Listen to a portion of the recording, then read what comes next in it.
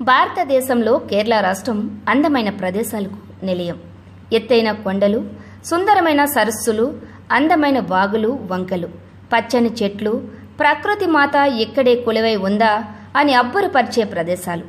కేరళలో కోకొల్లలు. కేరళలోని అద్భుత ప్రదేశాలను పక్కన పెడితే అక్కడి ఇళ్ల నిర్మాణాలు మరింత వినూత్నంగా కనిపిస్తాయి.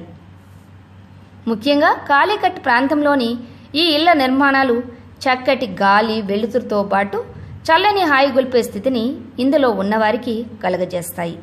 దాదాపు ప్రతి ఇల్లు 15 నుంచి 20 అడుగుల ఎత్తున ఆలయ గాలిగోపురం తరహాలో నిర్మితమై ఉంటాయి. ఇలా నిర్మించడం వలన ఎంతటి వేసవులైనా ఇంట్లో ఉన్నవారికి చల్లదనమే ఉంటుంది. ఈ తరహా ఇళ్ల నిర్మాణాలను పూర్వం బ్రిటిష్ కాలంలో ఎక్కువగా చూసేవాళ్ళం. వారి నిర్మాణాలన్నీ ఇదే తరహాలో ఉండేవి. బ్రిటిష్ వారు దేశం వదిలి వెళ్ళినా వారు రూపొందించిన డిజైన్లే ఇంకా కేరళలో కనబడతాయి. ఇళ్ల నిర్మాణాలకు అత్యాధునిక సాంకేతిక పరిజ్ఞానం అందుబాటులో వచ్చినప్పటికీ పేద, మధ్యతరగతి, ధనిక వర్గాలు వారి స్థాయిని బట్టి ఇవే డిజైన్లను ఇంటికిక్కడ వినియోగించడం విశేషం.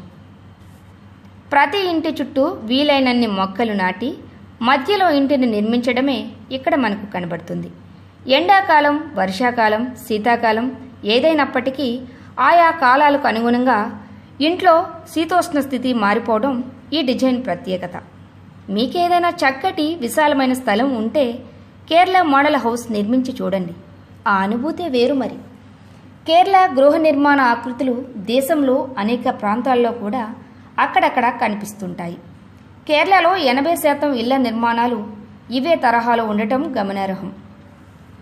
ప్రతి ఇల్లు ఒక నందనవనంలాగే ఉంటుంది. పూర్తిగా ఎత్తు పల్లాలుగా కొండల ప్రాంతాల్లో నిర్మించి ఉన్న ఇళ్లు భారతీయ చిత్రసీమను బాగా ఆకర్షించాయి.